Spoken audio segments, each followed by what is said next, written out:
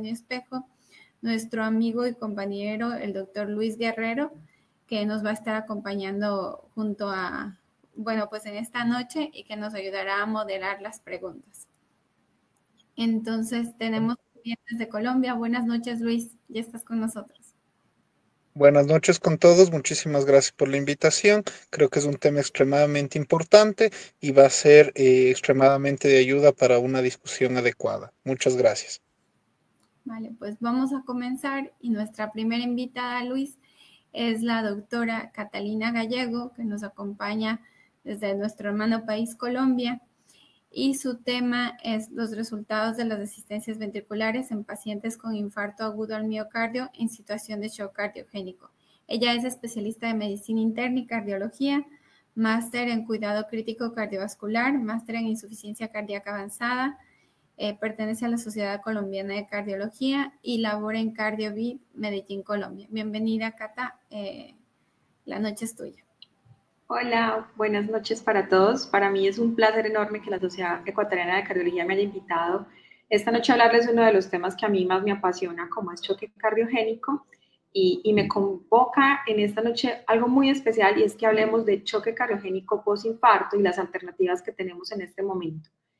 Voy a compartirle la pantalla, ustedes me confirman cuando todo esté en regla, por favor.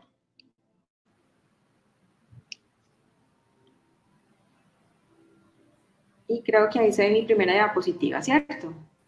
Sí, está ya viéndose, Cata. Perfecto, muchas gracias. Entonces, les decía que vamos a hacer como un camino durante esta noche sobre el choque cardiogénico desde las estrategias de monitorización, posiblemente las ofertas de tratamiento que tengan desde hemodinámica, los hemodinamistas, y obviamente siempre resulta interesante que hablemos sobre cómo soporta uno mecánicamente a un paciente que estando en un infarto agudo de miocardio termina en una situación de choque, que en mi concepto sigue siendo un tema todavía muy apasionante y en el que hay que aprender todavía demasiado. Esta es mi declaración de conflictos de interés, no hay ninguno para esta conferencia. Y quiero, antes de mostrarles los resultados de los estudios más recientes, ponernos un poco en contexto de qué es lo que hacemos cuando estamos pensando en soportar mecánicamente un paciente que está en choque cardiogénico.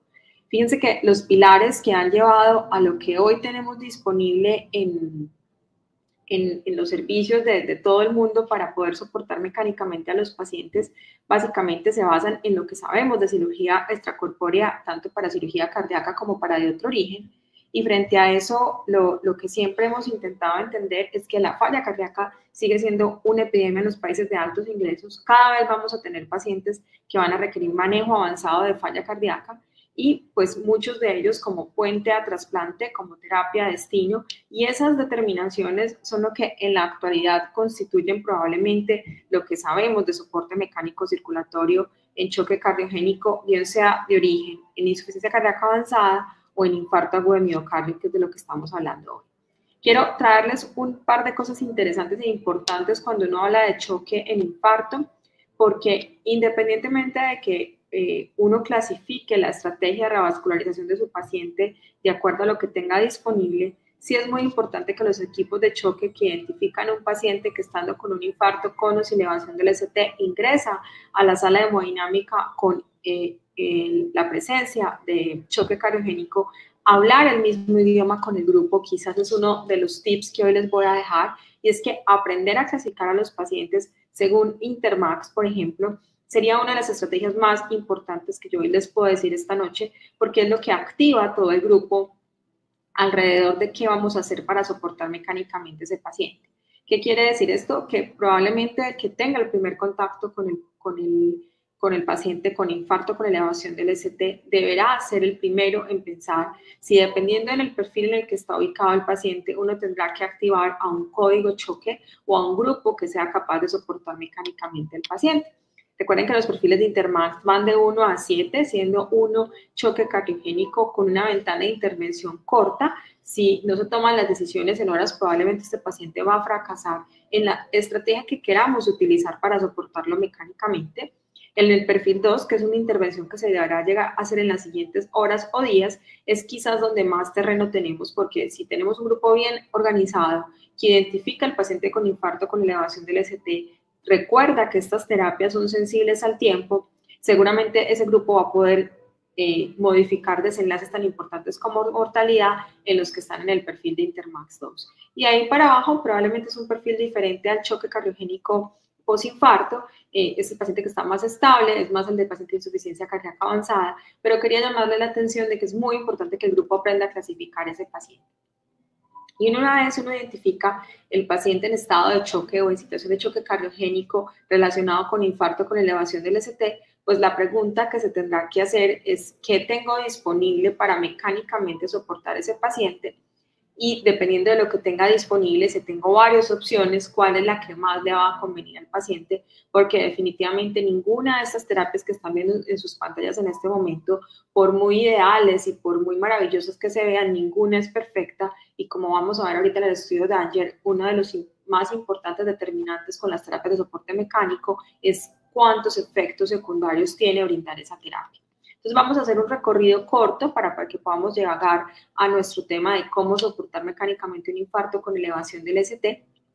Estos son los tipos de soporte mecánico que tenemos disponible en el mundo.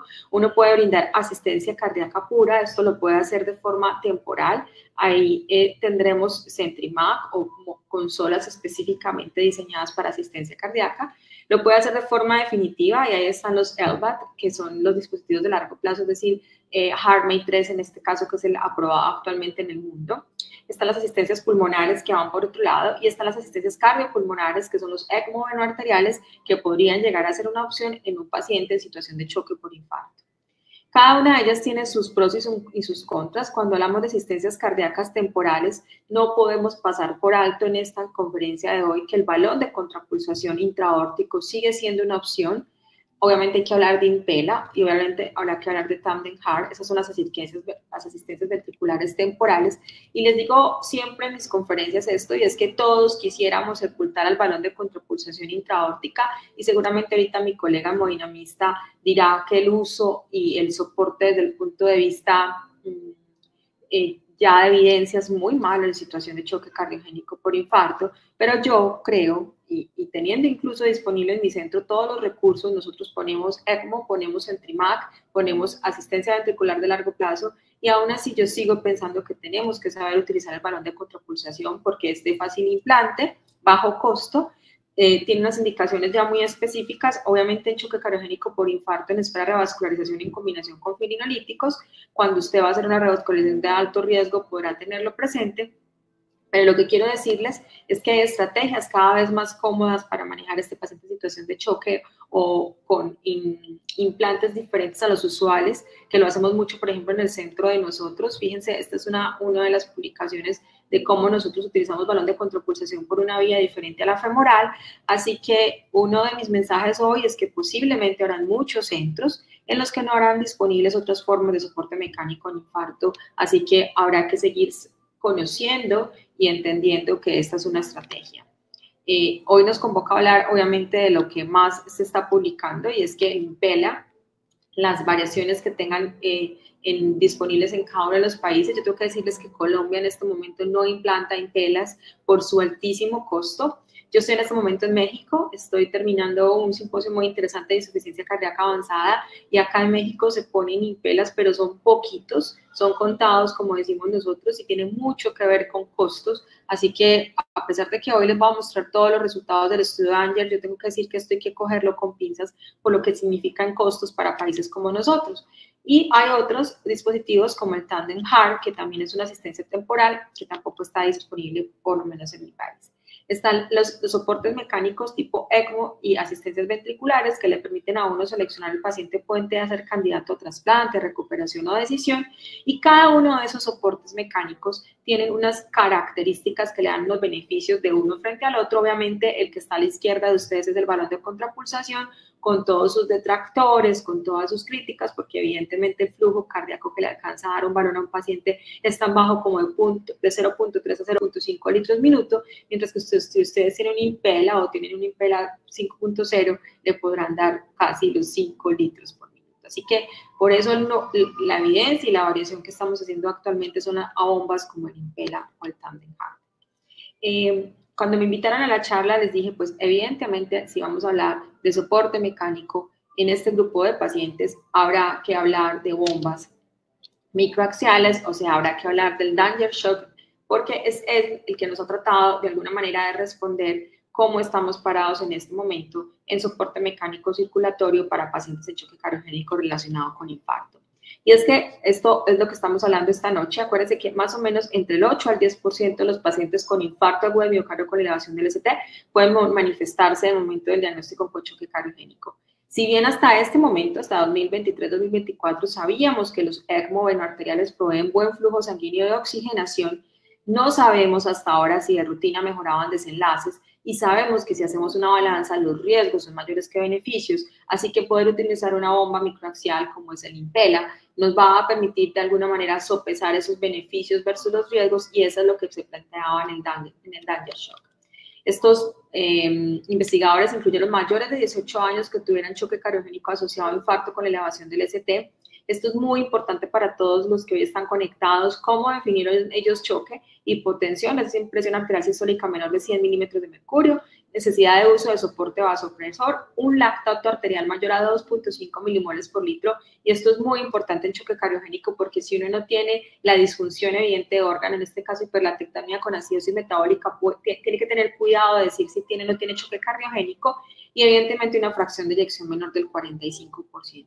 Y tan importantes son los criterios de inclusión de este estudio como los de exclusión, porque estos investigadores se curaron en salud y excluyeron a los pacientes que hubieran tenido resucitación o paro extrahospitalario o falla derecha pura. Y les digo que se curaron en salud porque esos dos determinantes son quizás de los más importantes cuando uno tiene que seleccionar un paciente para soportarlo mecánicamente porque tiene un infarto agudo del miocardio, porque son los que cambian por completo el pronóstico y el panorama del paciente. Así que haberlos excluido nos permite a nosotros entender cuáles son los pacientes mejor seleccionados para ponerles una bomba de esto. Lo hicieron entre enero del 2013 a julio del 2023. En total incluyeron 1.211 pacientes en 14 centros diferentes, entre ellos Dinamarca, Alemania e Inglaterra. Obviamente ustedes dirán, esto es un poco complejo por costos, etcétera, a extrapolarlo a nuestras poblaciones. Estas son las características de estos grupos, en promedio 67 años en ambos grupos, un promedio de 80% de hombres versus mujeres, y esto es la regla probablemente aún en infarto con elevación del ST. Aquí es muy importante, casi la mitad de estos pacientes habían o estaban en un estadio C de la clasificación de SCAI de choque cardiogénico, y les digo que esto es muy importante porque esto también nos permite entender que eran pacientes enfermos, pero no tan enfermos que se pudieran beneficiar de las terapias, y ahí, como pueden ver ustedes, está el número de vasos que tuvieron o que requirieron de intervención, bien sea percutánea o quirúrgica, y cuántos de ellos en porcentaje, el 95% de los pacientes en el grupo de tratamiento recibieron un Impella. Y ojo que hubo 3 pacientes en el grupo de cuidado estándar que por su evolución requirieron conectarse a un Impella y se dejaron en el grupo de cuidado estándar. De ahí hacia abajo ustedes ven el otro tipo de soportes mecánicos. Recuerden que uno por momentos puede tener que ofrecerle a un paciente un soporte extra, incluso estando en Impella. Uno puede utilizar un B-Impella, puede utilizar un right-Impella, pero lo que es aquí importante es que este mundo del soporte mecánico circulatorio es tan amplio como ustedes quieran pensar, y uno tiene que a veces que hacer configuraciones diferentes en el soporte. Y estos son como los estadios o cómo tuvieron que hacer la revascularización en los procedimientos, la estancia en UCI y la mediana de duración fueron pacientes que estuvieron en promedio entre 12 a 7 días hospitalizados. ¿Qué desenlace primario querían evaluar? Muerte a 180 días, o el secundario era necesidad de escalar a otro tratamiento, trasplante de corazón o muerte por cualquier causa. Y esto sí es muy importante, hay que entender que el Danger demostró que mortalidad por todas las causas se ve beneficiado en el paciente que se le ofreció de entrada esta bomba microaxial. Mírenlo acá en esta curva Kaplan-Meier, como los pacientes que estaban en el grupo de tratamiento con bombas Impellas tuvieron una menor mortalidad con un hazard ratio de 0.74, y esto es muy bonito, un número necesario a tratar para evitar una muerte de 8, que es un número importante. Y el desenlace compuesto secundario, que yo solo les enumeré, de entre ellos tener que utilizar otro soporte, tener que terminar trasplantado, entre otras, también se vio beneficiado en los pacientes que estaban de entrada en la bomba microaxial, 0.72, con un intervalo de confianza que no atraviesa la unidad, así que hay beneficio. Cuando vimos subgrupos, yo de aquí quiero llamarles la atención en aras del tiempo, que de verdad es obvio que los pacientes hombres se beneficiaron más, pero es porque son los que más estuvieron incluidos. No hay otros beneficios grandes, excepto los que tenían una hipotensión más marcada, o sea, seleccionar a ese paciente con mayor hipotensión probablemente sea al que vaya a tener un poquito más de beneficio. Y ojo, aquí hay que llamar la atención, entre más vasos tuvo que intervenir el hemodinamista, quizás fue el que más se benefició de la bomba microaxial. De los desenlaces adversos, evidentemente esto hay que siempre sopesarlo y es uno de los llamados de los autores en la conclusión, y es que no hay que perder por hecho de que estas terapias no son completamente inocuas. Así que uno diría con el DANGER que el uso rutinario impera en el tratamiento de pacientes con infarto de ST y choque cardiogénico lleva a una disminución del riesgo de muerte por cualquier causa, y la incidencia del compuesto de eventos adversos con el uso de la bomba fue mayor. Así que les dejo esta balanza porque yo creo que una de las cosas más importantes casi para concluir mi charla es que siempre habrá que sopesar riesgo versus beneficio. Hay un arte en el uso de soporte mecánico circulatorio, uno siempre se pregunta, ¿lo uso o no lo uso? Si la respuesta es sí, de los más difíciles que hay es cuando le pongo el balón, pero cuando simplemente llamo a un grupo que me canule o que me ponga un ECMO, por ejemplo, o si estoy sin pela, ¿cuándo canularlo? ¿Cuál dispositivo? Es una muy buena pregunta. Yo creo que aquí se nos hace un poquito complejo en países como los de nosotros, donde no hay una gran variedad, pero los que tienen varias formas de soportar probablemente tendrán que definir cuál es mejor. Y una cosa muy importante, se las dejo abajo subrayado, es costo versus beneficio, que de eso sí tendríamos mucho todavía nosotros que aprender, por lo que les decía de los altos costos. Este es el DANGER, este es el SAFE. Yo creo que más que cualquier cosa hay que estar atentos a esto, que es mi última diapositiva, y es que el soporte mecánico siempre no podrá ser ni muy temprano, donde todavía el paciente no lo necesitaba y va a tener las consecuencias de la terapia, ni muy tarde, que está a la derecha, abrir ese parachute tan tarde probablemente también lo puede llegar a mortalidad. Hay que aprender a escoger el tiempo justo para soportar mecánicamente a los pacientes, y este es como el llamado de estudios como esto que permitió seleccionar mejor. Muchísimas gracias. Bueno, pues muchas gracias, Cata. Yo creo que has dejado súper claro, y la última diapositiva era justo la que te íbamos a preguntar. ¿Cuándo realmente tú decides? Porque en aras de lo que viene a publicaciones futuras, lo que realmente causa controversia, y yo creo que lo que va a venir a mejorar el pronóstico y los resultados de todas las asistencias ventriculares va a ser el tiempo en el que tú le pones. Nosotros, igual que ustedes, nos vemos limitados por costos. Entonces, yo creo que el saber, el paciente tiene que cumplir estos parámetros para yo decir, ya voy a permitirme utilizar una asistencia ventricular. Esa última diapositiva yo creo que va a revolucionar y va a darnos mejores resultados. ¿Cuándo tú sugerirías que ya debemos, en tu experiencia, comenzar a utilizar? O comenzar a pensar, por lo menos. A pensar. Yo creo que hay una cosa muy importante, y es que ya los últimos estudios nos han dado luces de a quién no, que esa es la primera cosa. Y por eso el DANGER supo excluir pacientes que quizás no se van a beneficiar, y eso, un grupo muy importante son los que hicieron parada extrahospitalaria, porque el beneficio en ese grupo aún no se ha hecho evidente, ¿cierto? Hay un segundo grupo, y es en el que usted aún no tiene claridad en el pronóstico neurológico, que también es una cosa que a mí me parece muy importante. Así que si yo tengo un paciente que ingresa en choque cardiogénico a la unidad, tuvo parada cardíaca extrahospitalaria, o hay alguna duda de cómo va a ser la evolución neurológica, yo les diría de entrada, ojo con ese paciente. Ese es un paciente que quizás no se va a beneficiar, porque lo han mostrado los estudios, y para nosotros, en donde la costo-efectividad es tan importante, quizás la respuesta sí o no. Pero si no es eso, y es cualquiera de los otros, la pregunta es ¿cuándo? Que es lo que tú me estás diciendo, ¿qué tan rápido o qué tan tarde? Los grupos de choque cardiogénico, yo creo que esa es parte de la respuesta, deben entrenarse muy bien a que en las 6 primeras horas de que uno identifica un paciente en choque cardiogénico, y ese punto es importante porque es que a partir de ahí es que se ve toda la cascada de disfunción multiorgánica por acidosis hiperlactatémica. Si usted en esas primeras 6 horas definió que tiene choque, ahí es cuando tendrá que decidir, que esa es la segunda parte. Si se demora mucho más de ahí, seguramente los desenlaces con la bomba que sean, pueden poner la bomba que quieran, pueden poner 2 Impella 5.0 y gastarse todo el dinero, pero si lo hacen tarde, esto no va a funcionar. Entonces yo creo que lo primero es saber a quién no, y cuando usted cree que sí, hacerlo en las 6 primeras horas, donde haya identificado perfectamente que cumple criterios de choque cardiogénico, que ese criterio está en ese sliding hacia arriba, es decir, está requiriendo más vasoactivos, así que nosotros utilizamos score de inotrópicos como punto para alertar al grupo de que hay que conectar. hay disfunción orgánica, por eso les llamaba la atención de la hiperlactatemia, y uno cree que su pronóstico va a ser bueno, porque definitivamente esto es fundamental para tomar la decisión en ese momento preciso, ni tan tarde ni tan temprano. Vale. Luis, tú tenías una pregunta también. Sí, excelente, doctora. Muchísimas gracias por la presentación. Creo que ha sido extremadamente clara en relación a la importancia de la decisión de cuándo, cuál es el dispositivo. Una pregunta es, en algunas ocasiones es posible la posibilidad de utilizar ECMO, veno arterial periférico, conjuntamente con balón de contrapulsación aórtico para evitar el flujo retrógrado e intentar descomprimir un poco el ventrículo izquierdo. ¿Cuál es su experiencia en relación al uso de estos dos dispositivos de manera conjunta y que todavía permanece esa como una indicación para el uso del balón de contrapulsación aórtico? Así es, doctor Luis, lo hacemos. Y lo hacemos, yo no diría de rutina, pero fácilmente es la estrategia que más utilizamos nosotros para descargar el ventrículo izquierdo estando en ECMO veno arterial. Hay grupos del mundo que no canulan ECMO veno arterial sin el balón. Lo que pasa es que hay otros que tienen impela, entonces se les aminora la decisión.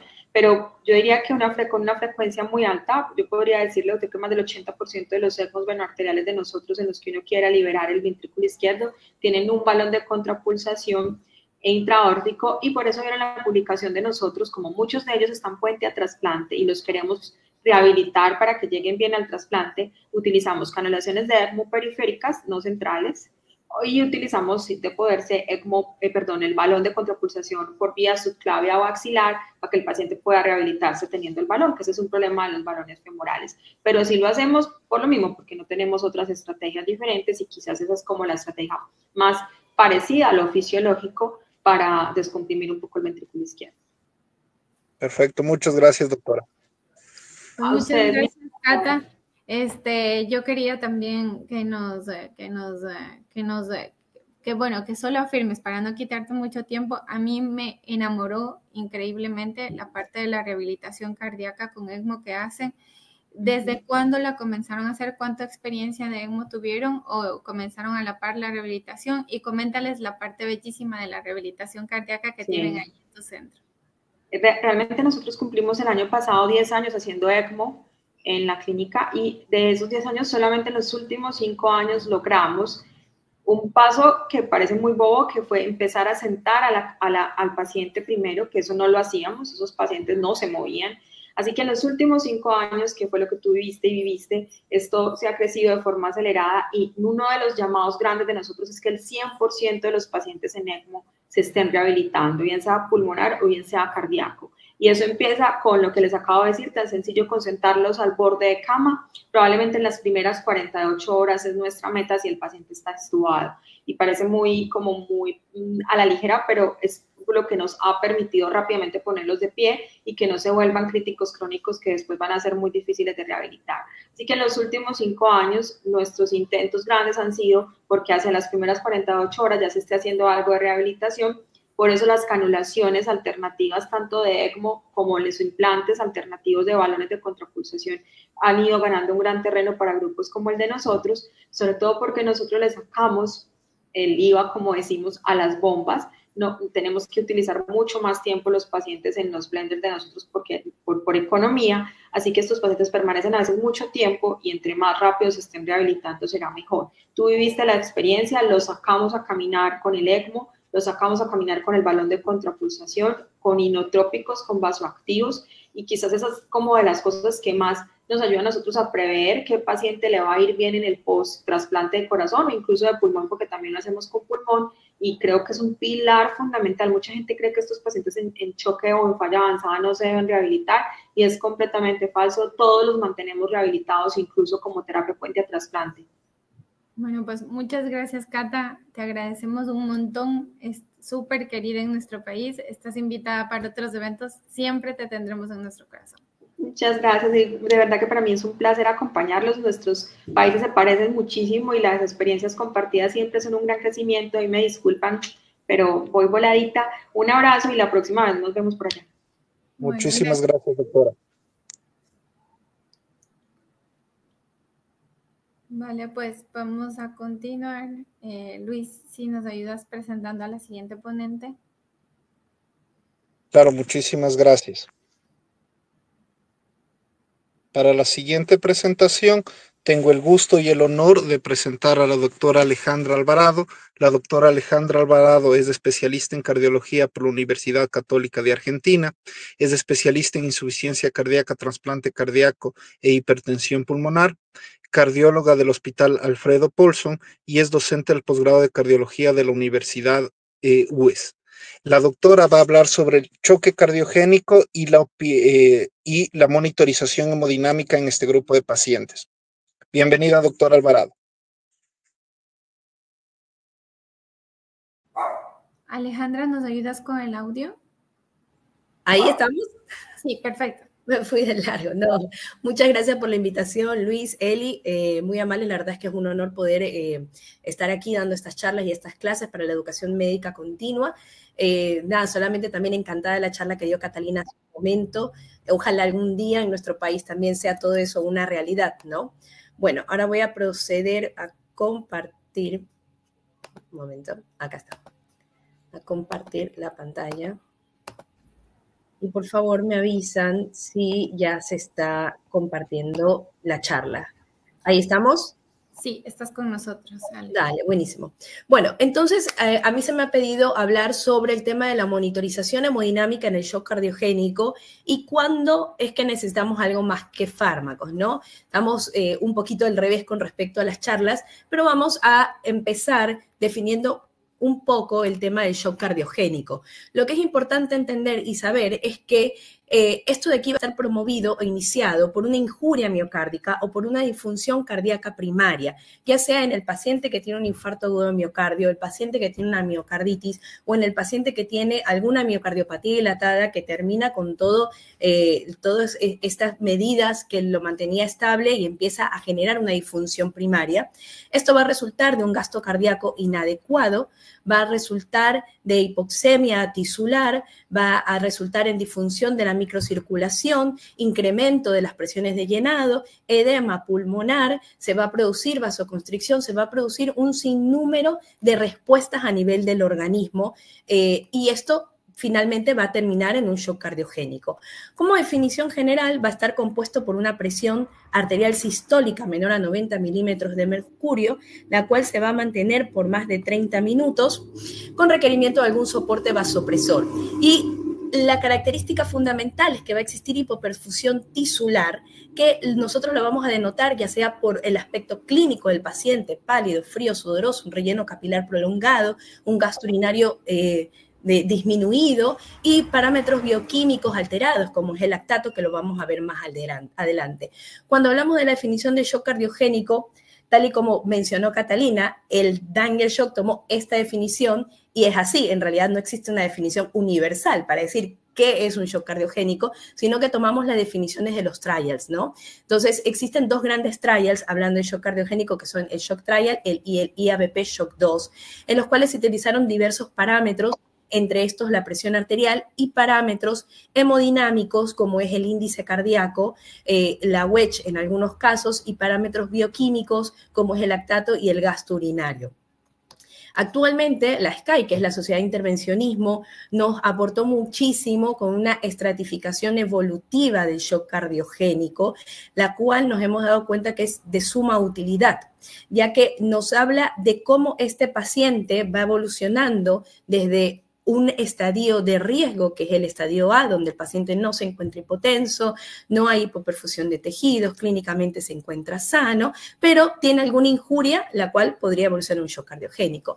Un estadio B, que es cuando el paciente aún mantiene una buena presión arterial, pero ya estamos viendo que empieza a tener algo de hipoperfusión tisular. Y hablamos del real shock cardiogénico cuando ya entramos en un estadio C, que ya el paciente empieza con hipotensión, con un poco de lactato elevado, ya empiezan a haber alteraciones hemodinámicas mucho más llamativas, ya empezamos a necesitar requerimiento de soporte vasopresor o inotrópico para mantener el gasto cardíaco y mantener la presión arterial, un estadio D en el cual el paciente ya va avanzando en el shock cardiogénico, cada vez con mayor requerimiento de soporte vasopresor, mayor lactato, compromiso de otros órganos, compromiso renal, disminución del gasto urinario, y en el estadio E, que es cuando ya encontramos un shock totalmente extremo, en algunos casos paro cardiorrespiratorio en estos pacientes.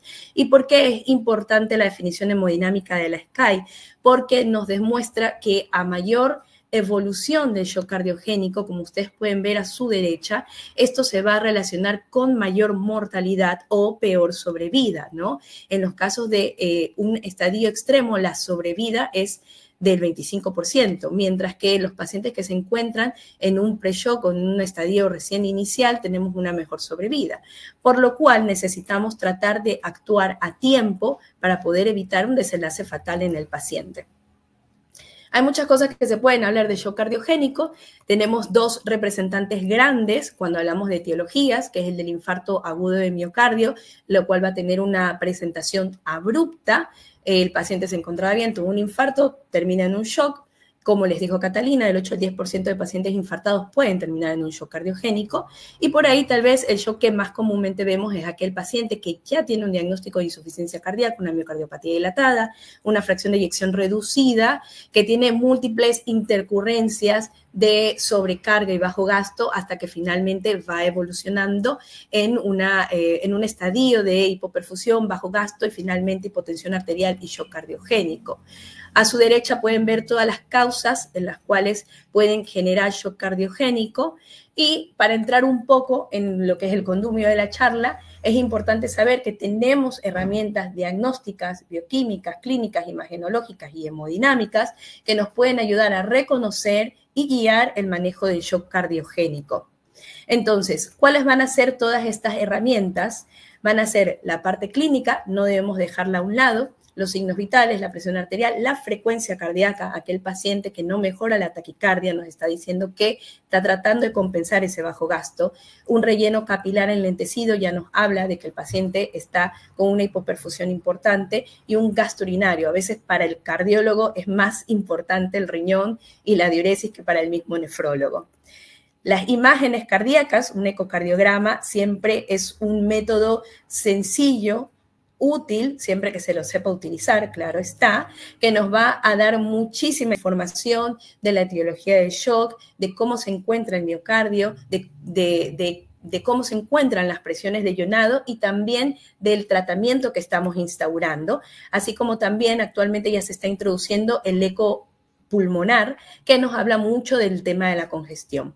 Los parámetros bioquímicos del laboratorio, las troponinas, los péptidos y el lactato, lo vamos a ver un poco más adelante. Y luego tenemos algo un poco más avanzado, que es la hemodinamia invasiva. Ahí tenemos a su representante, que es el catéter de Swan-Ganz, donde nos van a ayudar a identificar el tipo de shock, el tipo hemodinámico de shock, y también nos van a ayudar a guiar el tratamiento de nuestro paciente. Cuando hablamos de biomarcadores, en realidad en shock cardiogénico podemos tener un montón de biomarcadores. Todo aquel parámetro bioquímico va a manifestar algo en un shock cardiogénico, la hemoglobina alterada, la hipoalbuminemia, el perfil renal, los péptidos, la hipoalbuminemia, pero por ahí hay ciertos parámetros que hay que tener más en relevancia. Los péptidos natriuréticos nos hablan del estrés parietal y, evidentemente, cuando estamos frente a un shock cardiogénico debido a la elevación de las presiones de llenado, vamos a tener un estrés parietal de por medio. En este estudio, lo que identificaron es que la elevación de los péptidos natriuréticos identificaban precozmente aquellos pacientes que evolucionaban peor o evolucionaban con shock cardiogénico.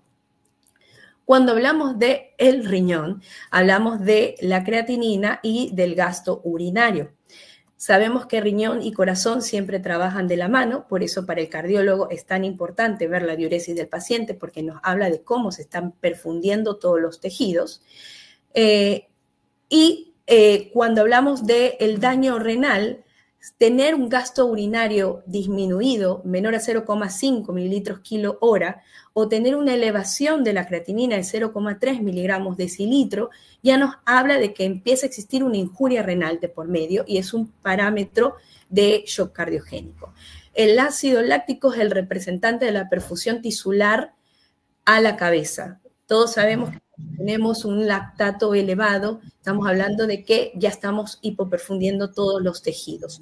Pero más allá de hablar de solo un lactato elevado, tenemos lo que es el clearance del lactato. Es decir, si yo ya identifiqué a mi paciente con shock cardiogénico, le estoy dando un tratamiento, ¿qué tan rápido logro lavar ese clearance? Esto me dice qué tan rápido o cómo está respondiendo el paciente a las medidas que estoy instaurando. Ustedes se pueden dar cuenta acá que en este estudio lo que se hizo fue medir el lactato sérico desde el momento en que llega el paciente a las 4 horas, a las 8 horas, 12, 18, 24 y hasta 36 horas. Aquellos pacientes que tuvieron una sobrevida fueron aquellos pacientes que lavaron más rápidamente el lactato y que lavaron más lactato conforme fueron pasando las horas. De hecho, tener un clearance de lactato en las primeras 4 horas u 8 horas de 2,46% se asoció a mejor sobrevida en los pacientes con shock cardiogénico en este subanálisis del DOREMI. Imágenes cardíacas. El eco a la cabeza, una herramienta sencilla de utilizar que nos puede dar muchísima información. Actualmente se hace mucho POCUS cardíaco. Tratamos de identificar cuál es la causa del shock cardiogénico. Fíjense que acá tenemos a un paciente con una miocardiopatía hipertrófica. Evidentemente a este paciente nosotros no le podemos poner dobutamina, por eso es fundamental tener un eco a la mano para poder identificar el shock cardiogénico. Saber si el compromiso es más del ventrículo derecho también nos ayuda mucho, y actualmente está muy en boga el uso del eco pulmonar, que también nos ayuda a identificar qué tanta congestión pulmonar tenemos y nos ayuda a identificar también si existe una respuesta adecuada a la descongestión.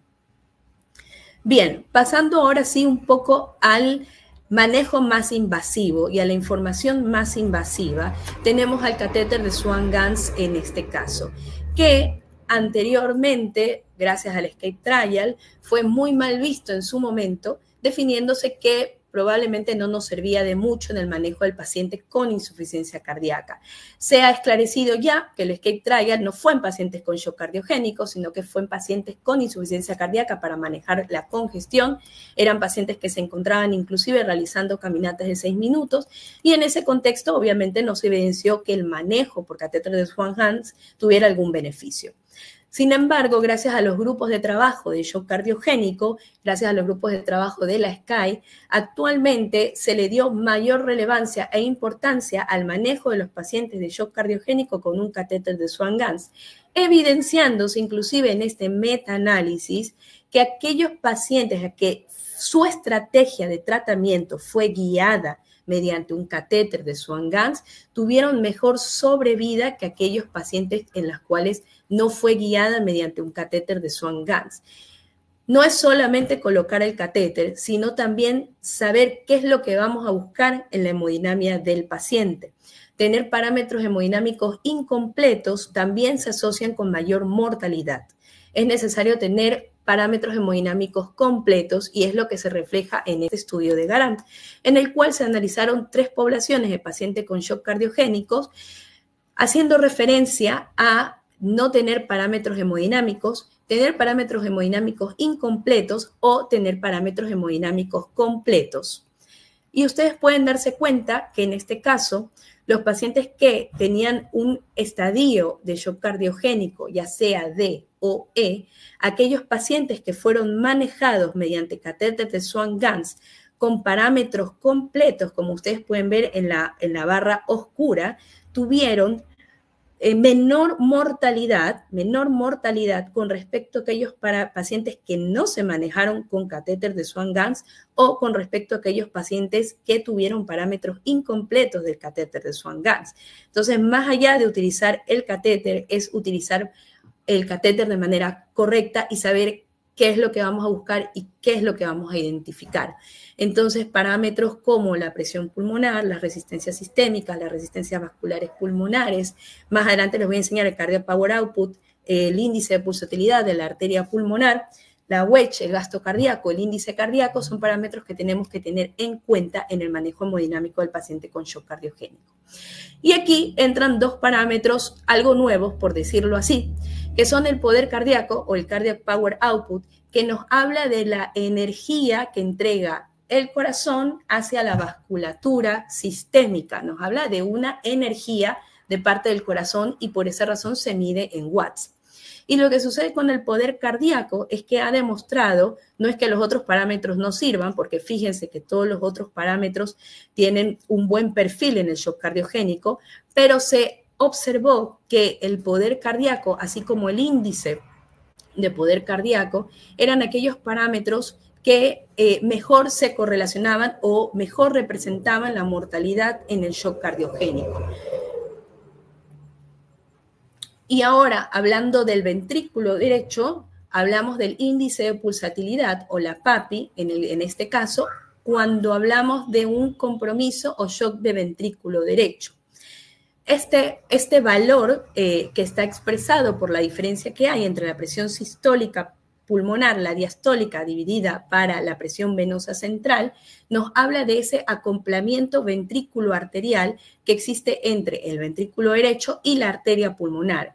Y resultó ser un buen predictor independiente de la falla ventricular derecha y también un buen predictor de necesidad de asistencia ventricular y predictor de shock cardiogénico en pacientes con hipertensión pulmonar, con un valor de 1.5 y en el caso del Cardiac Power Output con un valor de 0.6.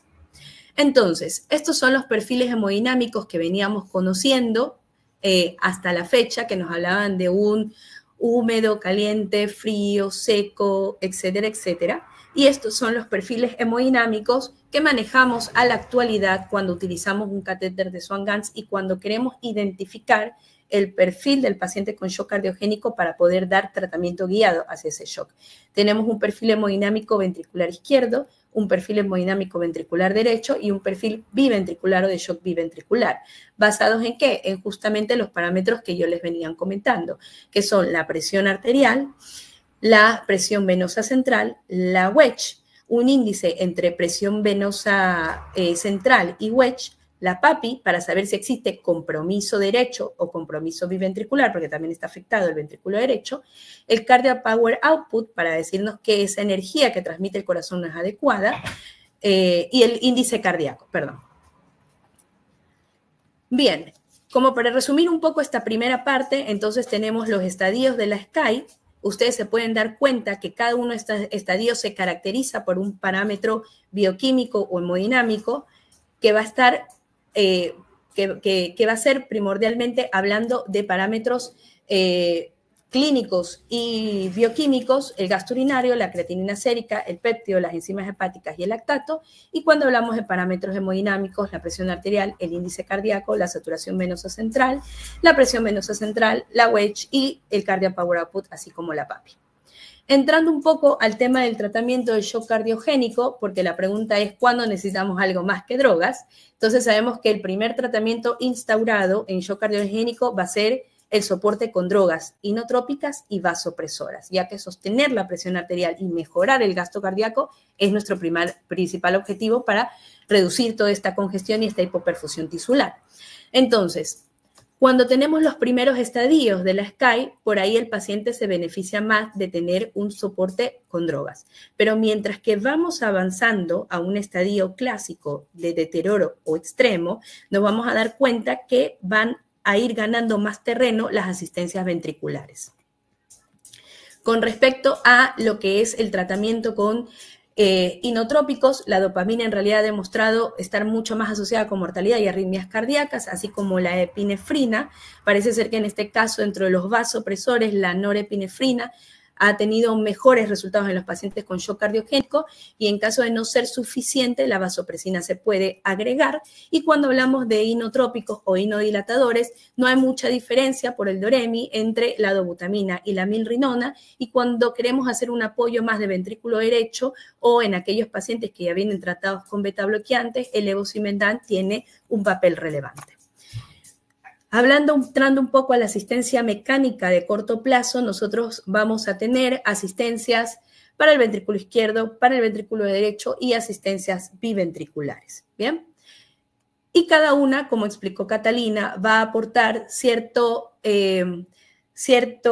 cantidad de gasto cardíaco y va a depender mucho del paciente que yo tenga y de la cantidad de gasto que quiera aportar el implante de una asistencia.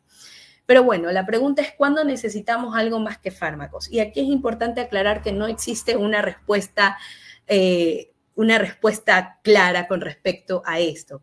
Tal y como justamente estaban hablando anteriormente, es difícil determinar en qué momento estamos llegando demasiado temprano o en qué momento estamos llegando demasiado tarde. Personalmente creo que la SKY nos ayuda muchísimo para determinar esa golden window para no llegar tan tarde al momento de asistir a un paciente. Cuando hablamos de los primeros estadios, del B y del C, parece ser que los pacientes andan un poco bien con drogas. Sin embargo, para no llegar tan tarde, también en el C se puede valorar qué pacientes se pueden beneficiar de una asistencia mecánica.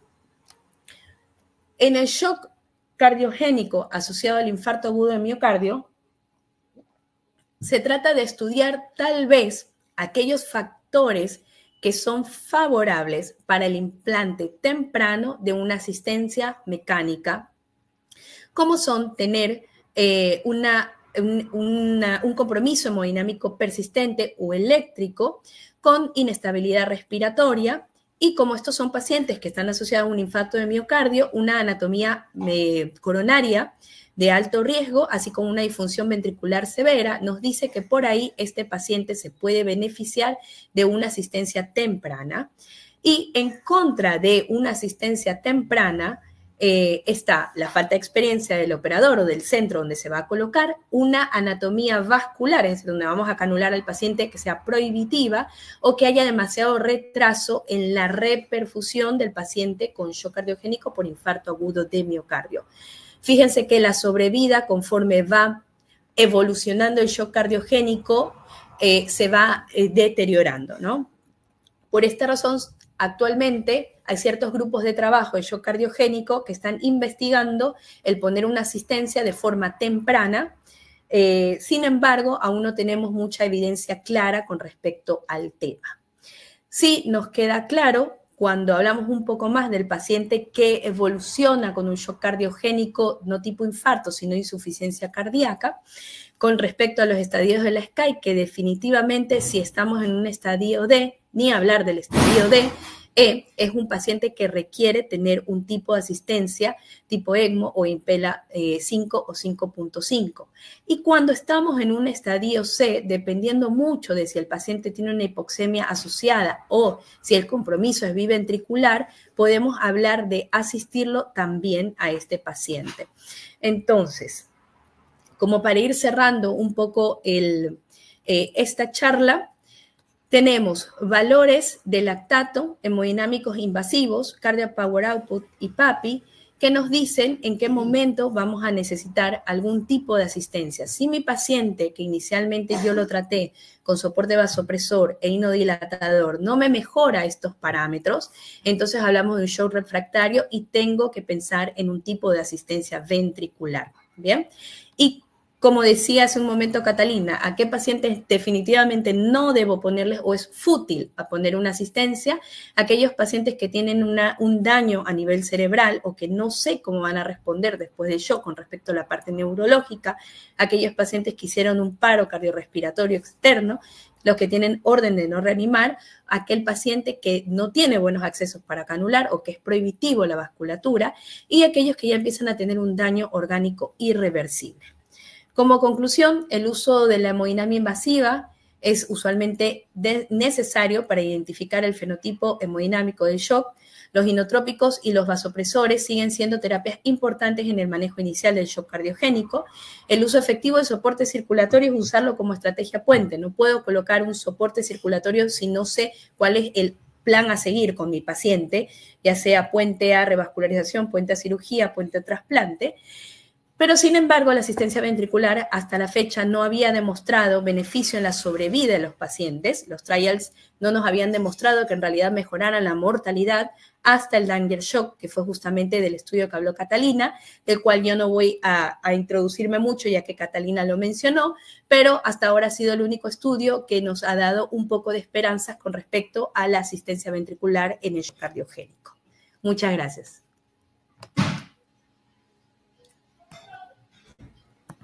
Pues muchas gracias, Alejandra. ¿Te parece si te dejamos hasta el final y avanzamos con la exposición de Portalupi?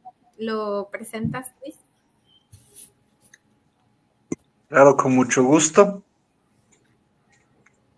Ya te ayudo. Muchas gracias. Para la siguiente presentación tengo el honor de presentar al doctor Portalupi. El doctor Portalupi es especialista en cardiología por la Universidad de Buenos Aires, Argentina, especialista en hemodinámica y cardiología intervencionista también por la misma universidad, tratante del servicio de hemodinámica en el Hospital Alfredo Poulsen, coordinador del programa de trasplante cardíaco en el mismo hospital. El doctor nos va a hablar sobre la revascularización en pacientes en choque cardiogénico. Bienvenido, doctor Portalupi.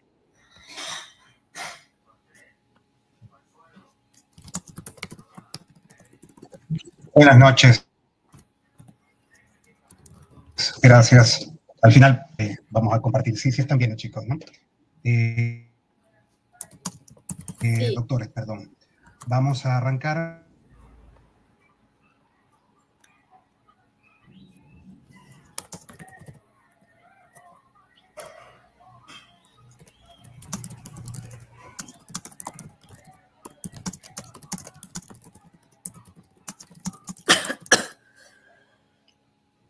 Está tipeando un segundito. Si el paciente con... Doctor Portalupi, disculpa la interrupción. Por favor, compartir pantalla completa. Un poco mayor.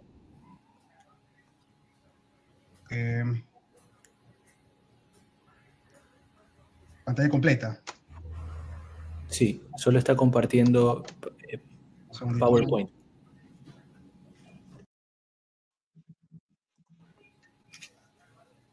Ya, dale. Espérame. Pantalla completa, perfecto. Acá está.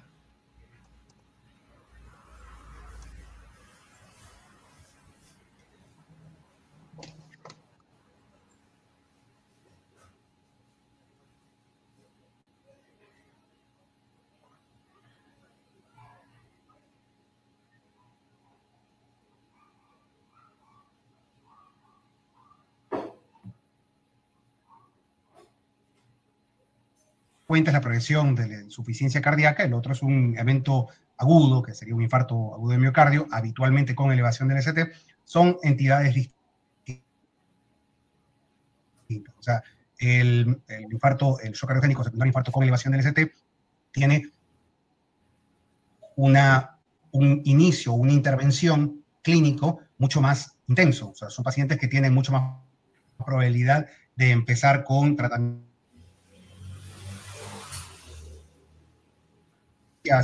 ventriculares, sobre todo balón de contrapulsación,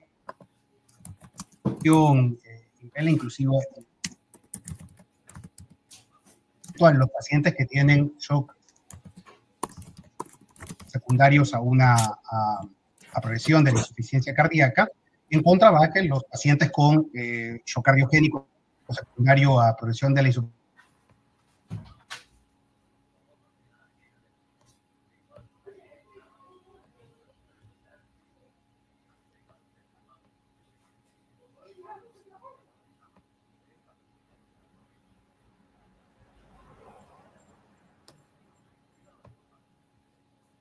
el paciente, se transforman en pacientes con evoluciones muy similares, por lo menos en este estudio, en este seguimiento, no hay diferencia significativa entre un paciente y otro. Mencionar de que ambos tipos de pacientes al mes tienen una tasa de reingreso por insuficiencia cardíaca del 25%, es decir, el paciente con shock cardiogénico secundario a un infarto luego se comporta como un paciente, al mes se comporta como un paciente con aparentemente el mismo pronóstico que un paciente con insuficiencia cardíaca crónica, digamos, ¿no? Un poco las guías que todos conocemos, pues,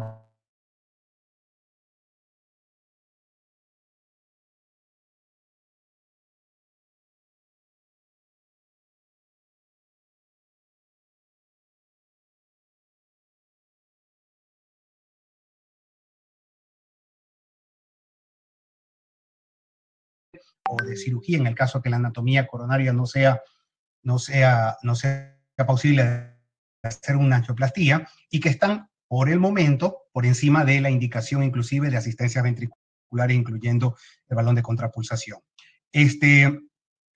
La guía de insuficiencia cardíaca menciona obviamente que si hay un síndrome coronario agudo hay que realizar una intervención, y la guía de revascularización lo mismo, de la guía AJA, son idénticos, digamos, tanto en el infarto con elevación de ST como en el infarto sin elevación del ST, tienen la misma indicación. Este es el primer estudio que yo conozca en donde se comparó a pacientes con shock cardiogénico a revascularizar o no revascularizarlos. Poco tiempo antes del famoso shock trial, digamos, este es un estudio europeo, es un estudio con pacientes de 65 años que tenían infarto con elevación del ST, que tenían, eran el 30% habían requerido la reanimación de reanimación cardiopulmonar, mucha fibrinolisis. En ese entonces era una recopilación de pacientes del 90, si no me equivoco, el 95 al 97, se lo he publicado en el 99, y a pesar de que hubo mayor resolución del estado de shock, el grupo invasivo tuvo 50% de resolución del estado de shock versus el grupo conservador, cuya primera intención no era revascularizarlo, digamos, al paciente, a pesar de que muchos pacientes se pasaron al otro grupo, y a pesar también de que la resolución de la angina fue mayor, la mortalidad a los 30 días no fue estadísticamente significativa. Si nosotros vemos en los porcentajes, son porcentajes que llaman la atención de algo. Primero, que hay una diferencia de 9% porcentual ¿cómo se llama?, del evento.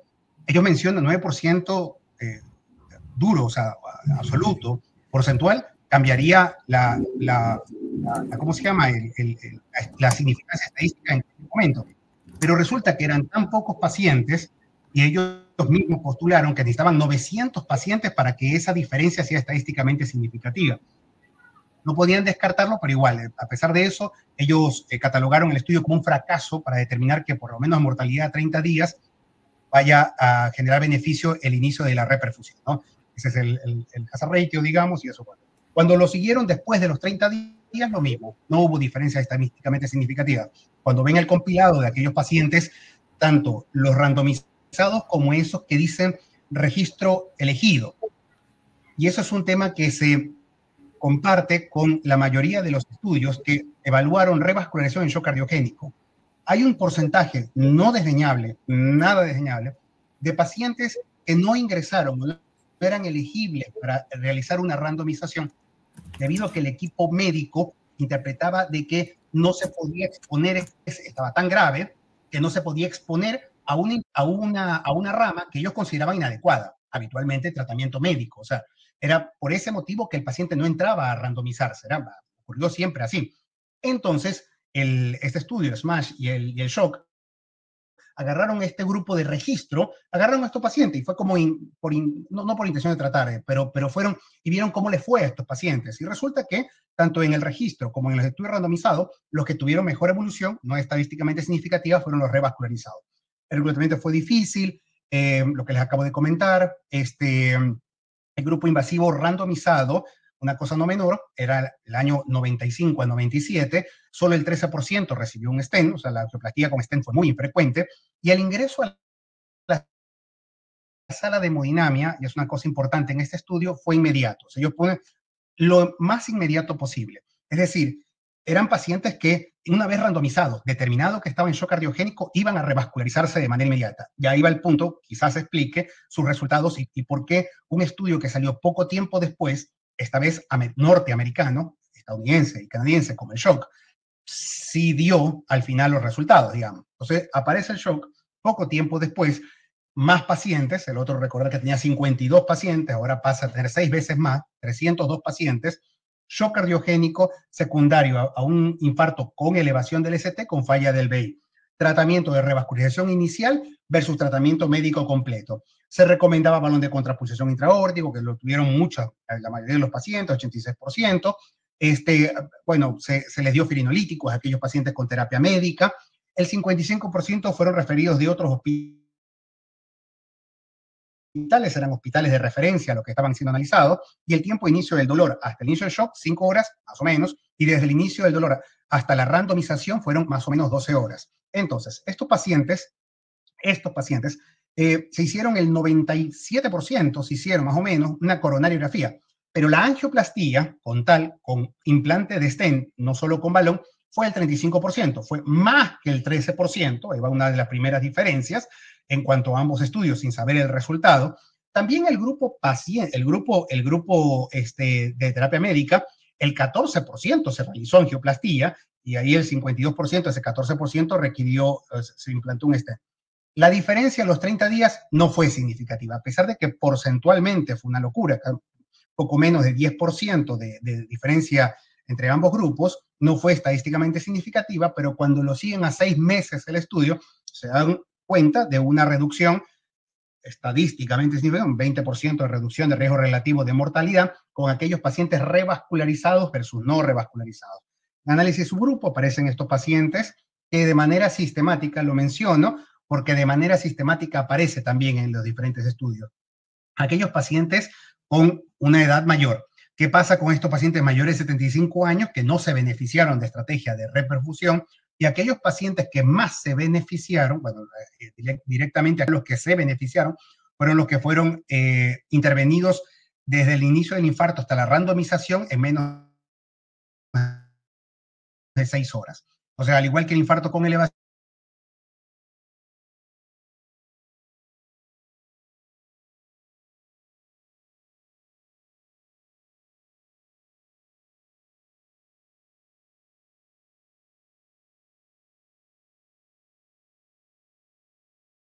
aquellos que se logró la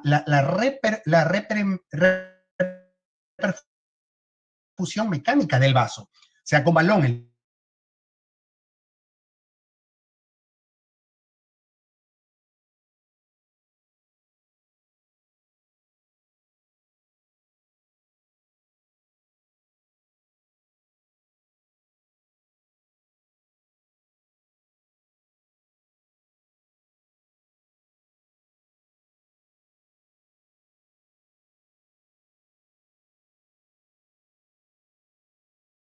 A la sala de hemodinamia, sino reperfundir el vaso. Obviamente que había muchas variables que dependían de ambas cosas. Entonces, ¿qué es lo que pasa con estos dos estudios?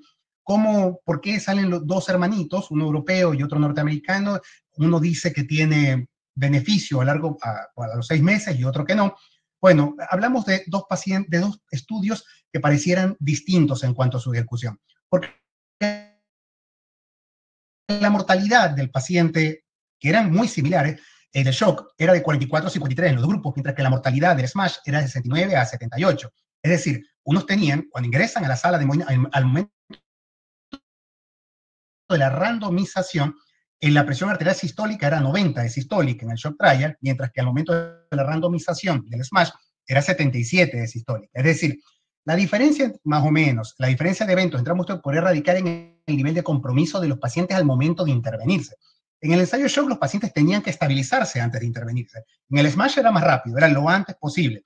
Lo que habla también de las intervenciones en el shock, rescatar al paciente, o sea, cuándo se debe realizar la angioplastía del paciente, ingresarlo inmediatamente en el estado hemodinámico que se encuentre o compensarlo. Eso no se sabía en ese entonces y la diferencia pareció radicar en ese ítem, digamos. Luego, muchos subestudios sobre el shock trial, se dan cuenta de que el paciente que acá no fue tanto repercusión, sino que fueron a la sala de hemodinamia, los que fueron a la sala de hemodinamia, estamos a diferencia de 88.6% versus 40%, o sea, que literalmente casi la mitad de mortalidad con respecto a aquellos pacientes que se intentó revascularizar versus aquellos que no se hizo, y el hazard ratio, el odds ratio de reperfundir de manera mecánica al paciente, tanto en los estudios, en los pacientes del ensayo como el de registro, fue muy intenso la intervención de reperfundir este vaso. El shock trial fue el que determinó que el paciente con shock cardiogénico debía intervenirse para mejorar el pronóstico. Este paciente tiene que aperturarse el vaso. Estos eran pacientes, el criterio de inclusión del shock trial eran pacientes de infartos con elevación del ST. Luego, hay también los pacientes con infartos con shock cardiogénico por infartos sin elevación del ST. Son pacientes distintos, son pacientes más añosos, son pacientes que tienen antecedentes mucho más comorbilidades, tanto de miocardiopatía isquémica, insuficiencia cardíaca, insuficiencia renal, perdón, de cirugía, de enfermedad vascular periférica. Al momento del shock tenían parámetros similares, pero o sea, en pacientes más complejos tenían igual parámetros hemodinámicos, y sin embargo, cuando se los analiza, tenían enfermedad coronaria más compleja y tenían también una menor probabilidad a recibir una terapia de reperfusión. Luego, cuando hacen los análisis, su análisis de este grupo pequeño de pacientes que habían infarto sin elevación de sobre todo el registro, se dan cuenta que el odds ratio los llevaba a una tendencia a generar, que también podría llegar a generar beneficio en estos pacientes. Las guías, a partir de ahí, mencionaron sobre ambos pacientes la necesidad de revascularizarlos, digamos. ¿Y con qué estrategia de revascularizarlos? Cirugía o angioplastía. Este subestudio del mismo shock trial que comparó ambos grupos de pacientes, los reperfundidos por cirugía o por angioplastía, fue igual tanto a los 30 días, que es la diapositiva anterior, como al año.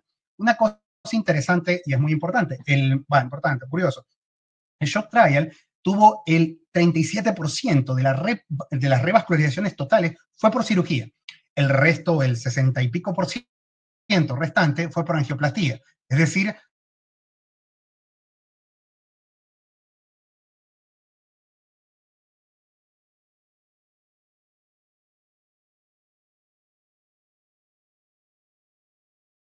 durante la intervención.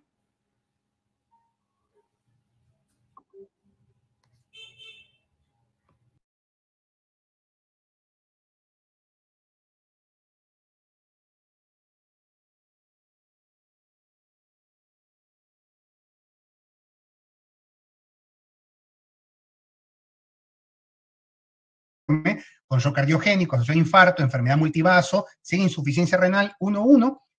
Estos pacientes, todo era, acá no había revolución, pero no, ya era antiético no revascularizarlo. En este caso era angioplastía de un único vaso, el vaso culpable, o angioplastía de todos los vasos que se podía abrir. Tenía un límite aconsejado por la gente del estudio que no debían superar los 300 mililitros de contraste que debía administrarse al paciente.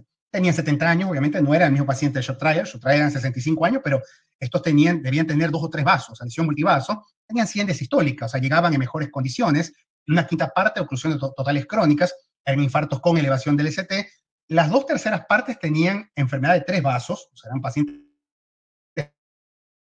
enfermos, digamos. Se subutilizó el acceso radial, ¿cómo se llama? La revascularización completa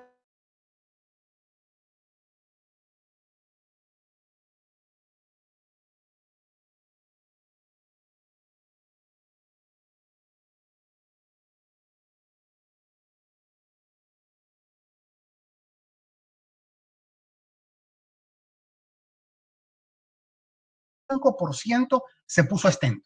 A diferencia, estamos hablando de dos épocas distintas. La cantidad de contraste fue diferente, 190, 250.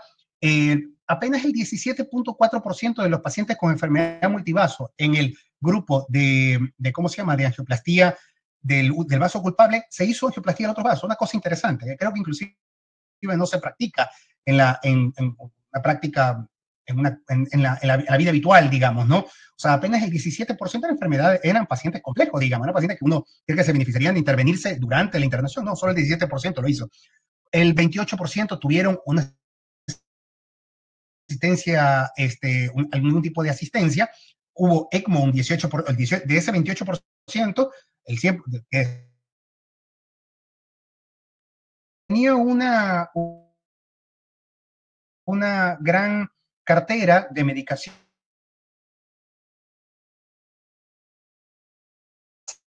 pacientes tratados completamente distintos, y sumando la intervención de angioplastía en el único vaso, se dieron cuenta que el endpoint primario, que era un combinado entre muerte de todas las causas, insuficiencia renal y progresión a terapia de reemplazo renal, de diálisis ultrafiltrado, fue menor con la angioplastía del único vaso, pero más importante todavía, que fue a expensas de disminución de la mortalidad por cualquier causa a los 30 días, ¿sí? Mientras que la terapia, si bien la terapia de reemplazo renal fue una tendencia a ser un poquito menor en el grupo de angioplastia de único vaso, no fue por eso, digamos. En realidad, sí. En el análisis del estudio ellos mencionan de que el contraste debe tener impacto, más allá de llevar a paciente insuficiencia renal, de generar sobrecarga en un ventrículo izquierdo que se encuentra comprometido, su función tanto sistólica como diastólica, y generar eso también más isquemia. Aparte, el prolongar el procedimiento, balonear varios vasos, puede llegar a generar este efecto deleterio que se tradujo en una mayor mortalidad a los 30 días, digamos, ¿no? Una cosa interesante, 43 versus 51%, ahí van a decir, oye, pero eso es la misma mortalidad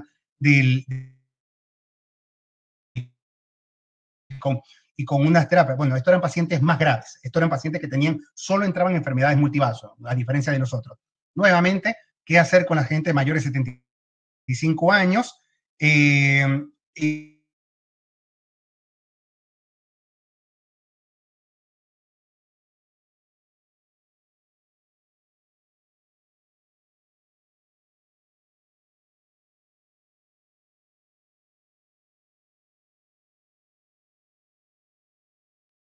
Obviamente a los 30 días ya sabían que había disminuido la mortalidad, pero los mismos pacientes, el mismo registro de los pacientes del Culprit Shock, cuando lo siguen al año, se diluye esa mortalidad con un intervalo de confianza bastante amplio, o sea, de 0,6 a 1,93, o sea, se perdió completamente el efecto beneficioso de la mortalidad.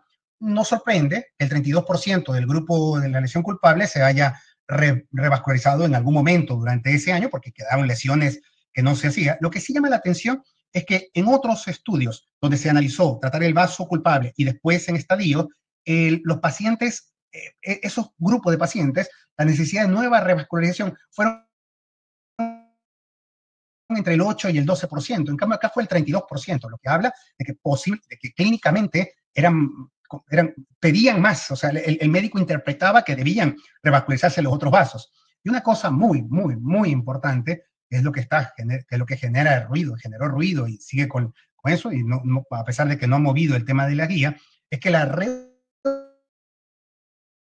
hospitalización por insuficiencia cardíaca fue decididamente mayor en el grupo que se trató solamente el vaso culpable con respecto a los que no, al multivaso. Luego explico por qué, o no explico. Luego digo por qué ellos pensaron que era así, con un riesgo relativo de 4.5 veces más de sufrir insuficiencia cardíaca.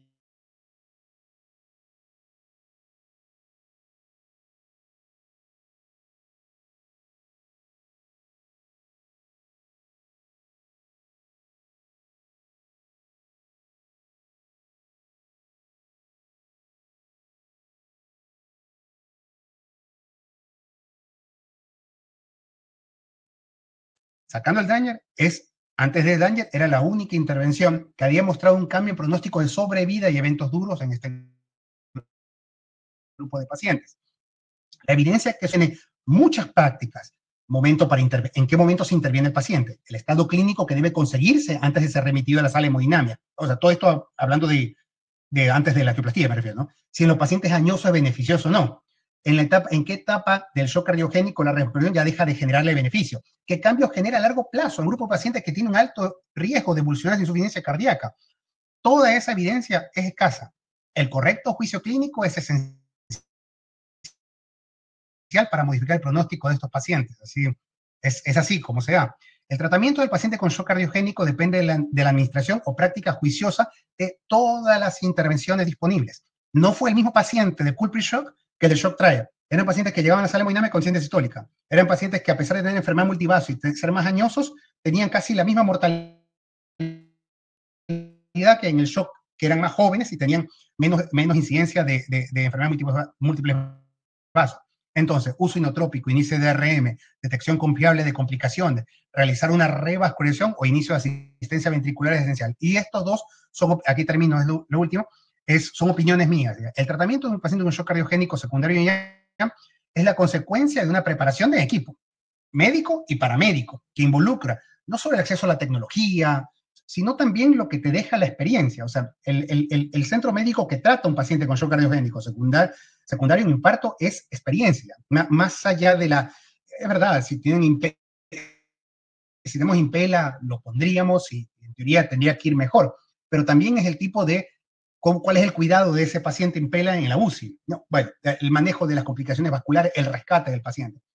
Y hablando de medias culpas, digamos, en hemodinamia, los hemodinamistas, la sala es esencial no solo realizar el diagnóstico, que el paciente vaya a la sala de hemodinamia no le cambia el pronóstico, sino reperfundir la arteria culpable. Entonces, una responsabilidad enorme de cada centro de hemodinamia, sala de hemodinamia, de prepararse y hacer una cuestión de mejora continua para ofrecer una terapia que sea eficaz. O sea, no vale, perdón que lo diga, yo lo he dicho, no vale decir lo intenté. O sea, tenemos que hacerlo, tenemos que abrir el vaso, tenemos que ser cada vez mejores para hacer eso. Es lo único que le cambia el pronóstico en cuanto a revascularización al paciente. Gracias.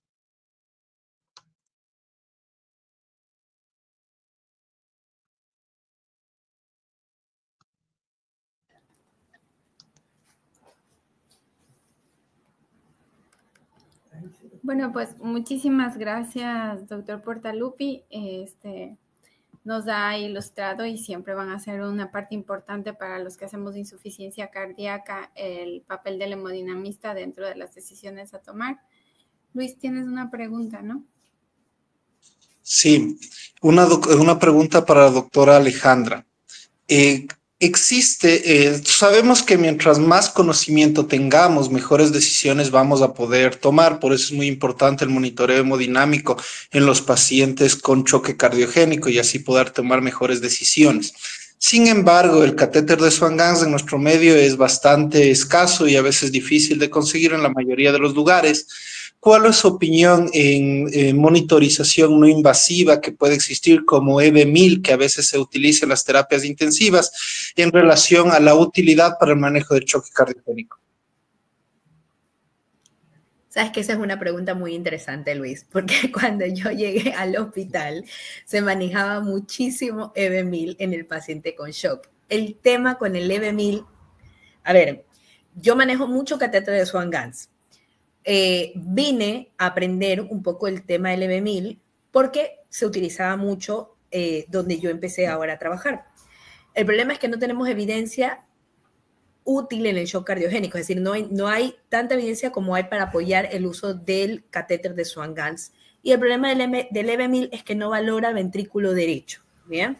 Te valora el ventrículo izquierdo, lo tienes, es decir, si hay una herramienta que tú puedes utilizarla y no dispones de la otra, utilízala para que te aporte información.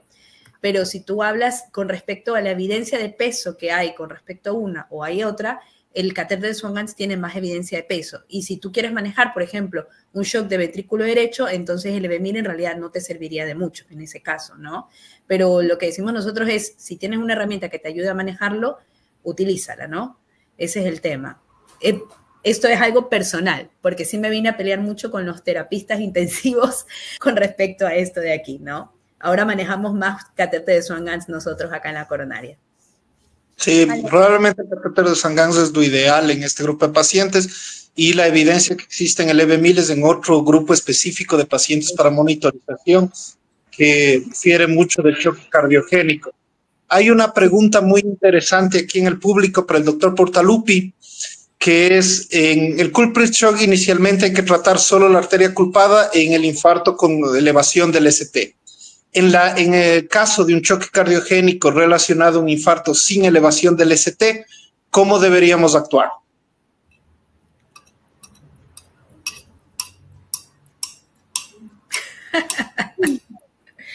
Se quedó lagueado, Rafa.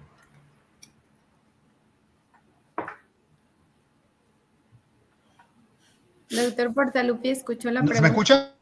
Sí. Se te escucha. Ahí te moviste. Sí, claro. Hola. No, hubo un porcentaje de... No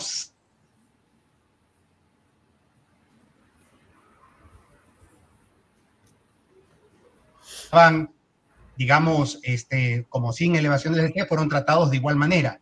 La mejor evidencia disponible que hay es la que tenemos del culprit shock, o sea, revascularizar el vaso culpable, que es lo que aconsejan las guías. Ahora, es una cosa importante, estos pacientes